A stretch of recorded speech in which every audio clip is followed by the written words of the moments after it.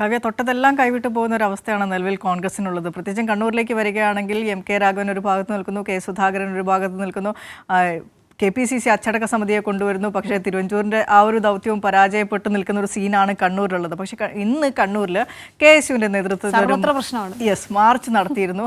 ആ മാർച്ചും കൈവിട്ട് പോയി. ആ മാർച്ചിനിടയിൽ, ആ ഒരു പ്രതിഷേധ മാർച്ച് നടക്കുന്നതിനിടയിൽ ഒരു കുടുംബത്തിൻ്റെ വാഹനം തടയുന്ന ഒരു പ്രവൃത്തി KSU പ്രവർത്തകരുടെ ഭാഗത്തുണ്ടായി. ഭീഷണിപ്പെടുത്തുകയും ചെയ്തു അവരെ.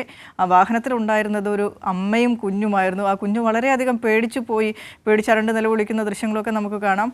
യാത്രക്കാർക്ക് നേരെ ആക്രോശിക്കുകയും വാഹനത്തിൽ അടിക്കുകയും ഒക്കെ ചെയ്തു. അങ്ങനെ ആ വാഹനത്തിലുണ്ടായിരുന്ന അമ്മയും കുഞ്ഞും പേടിച്ച് നിലവിളിക്കുകയായിരുന്നു ചെയ്തത്. അതും ഈ പറയുന്നത് പോലെ മനുഷ്യത്വമില്ലായ്മയുടെ ഒരു മുഖമായി തന്നെ നമുക്ക് അടയാളപ്പെടുത്താം. ആ റിപ്പോർട്ട് ഒന്ന് കാണാം.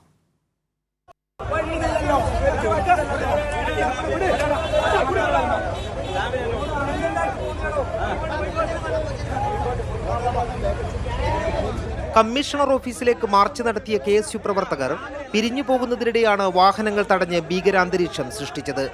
കണ്ണൂർ താലൂക്ക് ഓഫീസിന് മുന്നിലായിരുന്നു അമ്മയും പിഞ്ചു കുഞ്ഞും സഞ്ചരിച്ച വാഹനത്തിന് നേരെയുള്ള അതിക്രമം.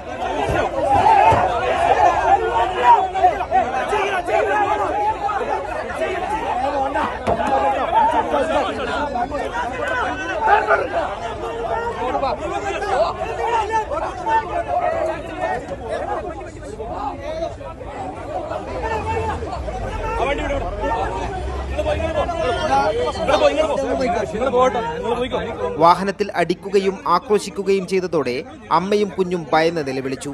കോൺഗ്രസ് പ്രവർത്തകനാണ് പോകാൻ അനുവദിക്കണമെന്ന് ഡ്രൈവർ കേണപേക്ഷിച്ചിട്ടും KSU പ്രവർത്തകർ ദയ കാട്ടിയില്ല.